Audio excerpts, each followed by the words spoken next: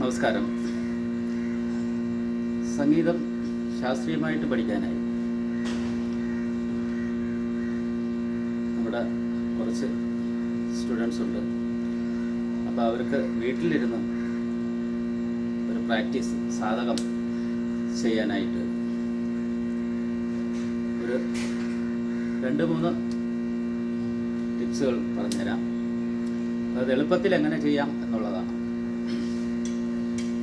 നമ്മൾ സംഗീതം പഠിക്കുന്നത് കൊണ്ട് മാത്രം ആയില്ല, അത് നിത്യേന സാധകം ചെയ്യുന്നതിലൂടെയാണ് ഇരിക്കുന്നത്. അപ്പോൾ നമ്മൾ സാധകം ചെയ്യാനായിട്ട് ആദ്യം നമ്മൾ തുടക്കത്തിൽ 72 മേളാർത്ഥ രാഗങ്ങളാണ് ഉള്ളത്. ആ രാഗങ്ങളിൽ 72 മേളാർത്ഥ രാഗങ്ങളിൽ 15ാമത്തെ മേളാർത്ഥ രാഗം മായമാളവഗൗള, അതാണ് എടുത്തിരിക്കുന്നത്. അപ്പോൾ അത് എടുത്തിരിക്കുന്നതെന്ന് പറഞ്ഞാൽ ഉള്ള പ്രധാന കാരണം എന്ന് പറഞ്ഞാൽ അത് ശ്രുതിഭേദം ചെയ്യാത്ത സ്വരസ്ഥാനങ്ങളാണ് അതിലുള്ളത്. അപ്പോൾ അതുകൊണ്ട് നമുക്ക് തുടക്കക്കാർക്ക് വളരെ ബുദ്ധിമുട്ടില്ലാത്ത രീതിയിൽ അത് കൈകാര്യം ചെയ്യാൻ സാധിക്കും. ഉദാഹരണം, അതിൻ്റെ ആരോഹണ അവരോഹണം ഞാൻ പാടാം.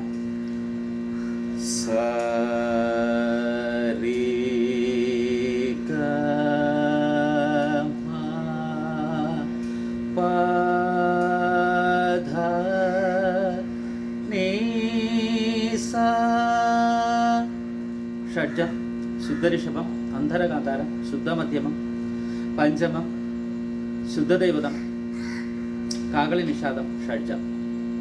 ഇതാണ് അതിൻ്റെ സ്വരസ്ഥാനങ്ങൾ.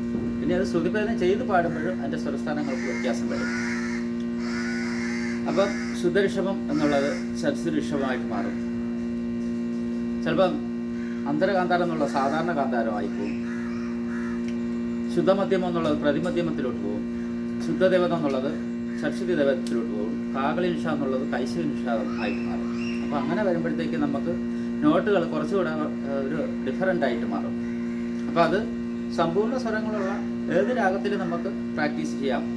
ശങ്കരാഭരണം, കല്യാണി, അങ്ങനെയുള്ള തുടങ്ങിയ രാഗങ്ങളിലൊക്കെ നമുക്ക് ഇത് സാധകം ചെയ്യാവുന്നതാണ്. പക്ഷേ നമ്മൾ മായമാളവഗൗളയിൽ നല്ല പ്രാവീണ്യം നേടിയതിന് മാത്രം, അതിന് ശേഷം മാത്രമേ നമുക്ക് ഈ രാഗങ്ങൾ ചേഞ്ച് ചെയ്ത് സാധകം ചെയ്യാൻ സാധിക്കൂ.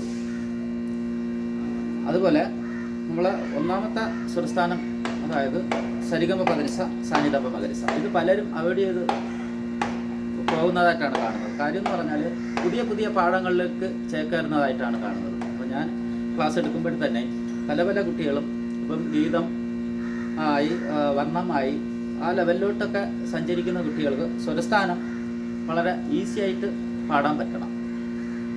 ഉദാഹരണത്തിന് സ രി ഗ മ പ ധ നി സ, ആരോഹണം.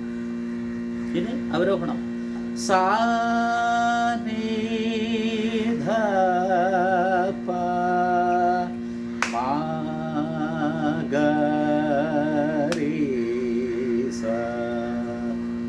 ഇത് ശുദ്ധമായിട്ട് നമ്മൾ പ്രാക്ടീസ് ചെയ്ത് പാടി എടുക്കണം. അതിന് കുറച്ച് ടൈം നമുക്ക് ആവശ്യമാണ്. പക്ഷേ നമ്മൾ ജസ്റ്റ് ഒന്ന് തൊട്ട് നോക്കിയിട്ട് ഓടിപ്പോയാൽ നമുക്ക് ഈ സ്വരങ്ങളൊന്നും കിട്ടുന്നതല്ല.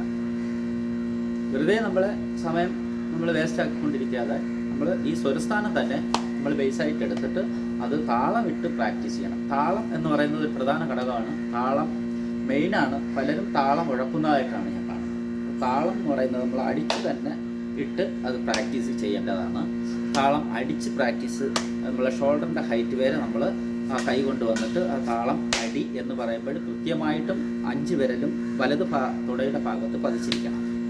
1, 2, 3 ഈ 3 വിരലും അടി വീച്ച് അടി വീച്ച്. ഇതാണ് ഇതിലുള്ള താളത്തിൻ്റെ ഒരു രീതി എന്ന് പറയുന്നത്. അപ്പം അത് കറക്റ്റായിട്ട് നമ്മൾ ചെയ്യാം. അത് ഒന്നാം കാലം പാടുമ്പോൾ ഒരക്ഷരം, രണ്ടാം കാലമായിട്ട് വരുമ്പോഴും അത് 2 അക്ഷരമായിട്ടും, മൂന്നാം കാലം പാടുമ്പോഴും 4 അക്ഷരമായിട്ടും വരും. 4ാം കാലം പാടുമ്പോഴാണെങ്കിൽ 8 അക്ഷരം വരും. അപ്പോൾ അങ്ങനെയാണ് അതിൻ്റെ ഒന്നാമത്തെ പാഠക്രമം. അത് പ്രൈമറി സ്വരസ്ഥാനങ്ങളാണ്, പ്രൈമറി ആണ് പാഠം. അപ്പോൾ അത് നമ്മൾ നന്നായിട്ട് ബൈഹാർട്ട് ചെയ്യേണ്ടതാണ്. എന്നിട്ട് മാത്രമേ നമ്മൾ രണ്ടാമത്തെ പാഠം സരളി വരിശയിലോട്ട് പോകാം. അപ്പം ഈ സ്വരസ്ഥാനം എപ്പോഴും നമ്മൾ ഏത് വർണ്ണം പാടുന്നവരായാലും കീർത്തനം പാടുന്നവരായാലും ഏത് ലെവലിൽ നമ്മൾ പാടുന്നവരായാലും സ്വരസാധകം ഉണ്ടെങ്കിൽ മാത്രമേ നമുക്ക് പാടാനായിട്ട് സാധിക്കുകയുള്ളൂ. അതിന് ബെറ്റർ എന്ന് പറയുന്നത് ഈ സ്വരങ്ങൾ എടുത്തിട്ട് പ്രാക്ടീസ് ചെയ്യുന്നത് തന്നെയാണ്. ഈ സ്വരം നമ്മൾ ആ, ഇ, ഉ, എ, ഓ, അം, ഓ, ഐ, എ എന്നുള്ള രീതിയിലൊക്കെ നമുക്ക് ശബ്ദത്തിൽ പ്രാക്ടീസ് ചെയ്യാവുന്നതാണ്.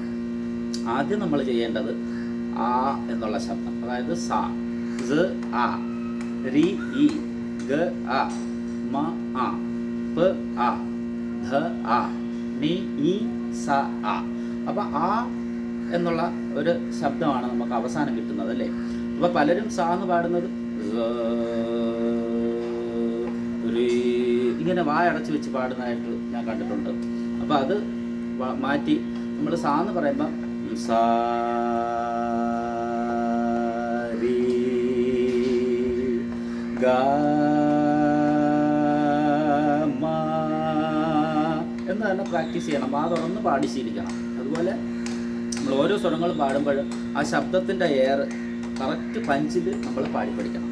ആ എയർ നമ്മൾ ആ ശബ്ദം പുറത്തോട്ട് തള്ളി തന്നെ അത് പ്രാക്ടീസ് ചെയ്താൽ നമുക്കത് ആ ശബ്ദത്തിൻ്റെ വികാസം കൂടെ ക്ലാരിറ്റി കൂടി നമുക്കറിയാൻ പറ്റും. അപ്പോൾ നമ്മൾ സാന്ന് പാടുമ്പോൾ ശ്രുതി വെച്ച് തന്നെ പാടാൻ ശ്രമിക്കുക.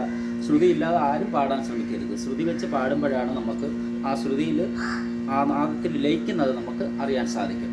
സ എന്ന് പാടുമ്പോഴത്തേക്ക് കറക്റ്റായിരിക്കും. അതിൽ വേറെ ഒരു വ്യത്യാസവും വരാൻ സാധ്യതയില്ല. അപ്പോൾ നമ്മൾ ഒന്നാം കാലം ഒന്ന് പാടി നോക്കാം. ഇതെല്ലാവർക്കും ചെയ്യാവുന്നതാണ്. പഠിക്കാൻ ആഗ്രഹിക്കുന്നവർക്കും വീട്ടിൽ ചെയ്ത് നോക്കാവുന്നതാണ്. സ, രി, ഗ, മ, പ, ധ, നി, സ, സ,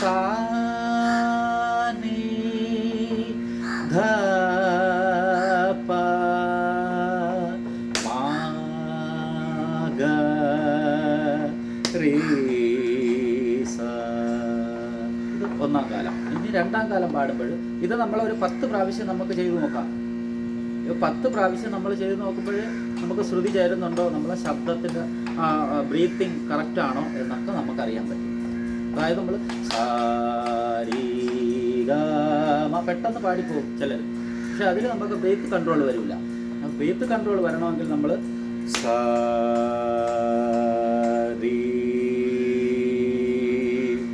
ഗ മ എന്ന് തന്നെ പാടണം. അങ്ങനെ സമയമെടുത്ത് ടൈം എടുത്ത് വേണം ഒന്നാം കാലം പാടാൻ. എന്നിട്ട് രണ്ടാം കാലം പാടുമ്പോഴത്തേക്കും കുറച്ചുകൂടെ സ്പീഡ് കൂട്ടി പാടണം. ഡബിൾ സ്പീഡാക്കി പാടണം. സ, രി, ഗ, മ, പ, ധ, നി, സ, സ, നി, ധ, പ, മ, ഗ, രി, സ. ഇതും ഒരു 10 പ്രാവശ്യം ചെയ്യാം. അതിനുശേഷം നമ്മൾ അടുത്ത ഘട്ടത്തിലോട്ട് മൂന്നാം കാലം എന്ന് പറയുന്ന ഘട്ടത്തിലോട്ട് പോകാം. ആ മൂന്നാം കാലം ഘട്ടം എടുക്കുമ്പോൾ അതിന് 4 അക്ഷരം വെച്ചാണ് നമ്മൾ 4 നമ്പർ വെച്ചാണ് എണ്ണുന്നത്. അപ്പോൾ 1, 2, 3, 4 എന്ന് പറയുന്ന നമ്പറാണ്. അതായത് നമുക്ക് താളം നമുക്ക് സ്വരങ്ങളായിട്ട് പാടാൻ പ്രയാസമാണെങ്കിൽ നമ്മൾ നമ്പർ വെച്ച് എണ്ണി നമുക്ക് നോക്കാവുന്നതാണ്.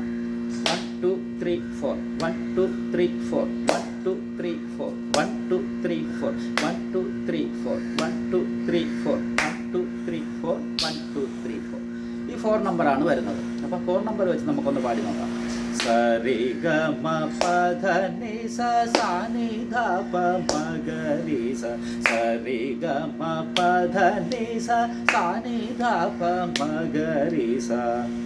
അപ്പോൾ ഇതും ശ്രുതി വളരെ ശ്രദ്ധിച്ച് വേണം സാധനം ചെയ്യാൻ. ഇനി നമുക്ക് 8 നമ്പർ, അതായത് 8 അക്ഷരകാലം. 8 അക്ഷരകാലം വെച്ച് നമ്മൾ പാടുമ്പോഴത്തേക്കും ഫാസ്റ്റായിട്ട് പാടേണ്ടി വരും. ഫാസ്റ്റ് മൂവ്മെൻ്റ് ആണ്. ഇതിൻ്റെ ഡബിളാക്കി പാടേണ്ടതാണ്. അപ്പോൾ ഈ 8 അക്ഷരകാലം വെച്ച് പാടണമെങ്കിൽ നമ്മൾ സ്പീഡ് കുറച്ച് നന്നായിട്ട് പ്രാക്ടീസ് ചെയ്തതിന് മാത്രം നമുക്ക് 8 അക്ഷരകാലത്തിലോട്ട് പോകാവും.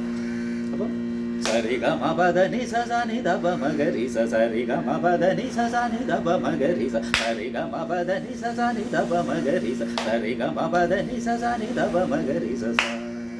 ഇത് നമുക്ക് നന്നായിട്ട് ബ്രീത്ത് ആവശ്യമാണ് പാടാനായിട്ട്. ബ്രീത്ത് സ്റ്റോറിങ് ഫാസ്റ്റായിട്ട് ചെയ്യേണ്ടി വരും. അപ്പോൾ നമ്മൾ ശ്വാസം എടുക്കുന്നു, അത് പിടിച്ചു നിർത്തുന്നു, സ്വരങ്ങളായിട്ട് പുറത്തു വരുന്നു, വീണ്ടും നമ്മൾ എയർ എടുക്കുന്നു, പിടിച്ചു നിർത്തുന്നു, അത് സ്വരങ്ങളായിട്ട് പുറത്തു വിടുന്നു. അങ്ങനെ ഒരു ശ്വസനക്രിയ തന്നെയാണ് നടക്കുന്നത്. ഇതെല്ലാവർക്കും ചെയ്യാവുന്നതാണ്. നമ്മളെ ബോഡി, നമ്മളെ സൗന്ദര്യം കൂടാനും എല്ലാത്തിനും ഉപയോഗമാണിത്. ഒരു യോഗ പോലെയാണ് കറക്റ്റ് നമ്മൾ പറയുകയാണെങ്കിൽ. യോഗയുടെ അതേ ഫീലാണ് നമുക്ക് കിട്ടുന്നത്. ബ്രീത്ത് എക്സസൈസാണ്. അപ്പോൾ ഇത് കറക്റ്റായിട്ട് നമ്മൾ ചെയ്യണമെങ്കിൽ നമ്മൾ ഈ സ്വരങ്ങൾ, ഈ സപ്തസ്വരങ്ങൾ തന്നെയാണ് അതിന് മെയിനായിട്ട് എടുക്കേണ്ടത്.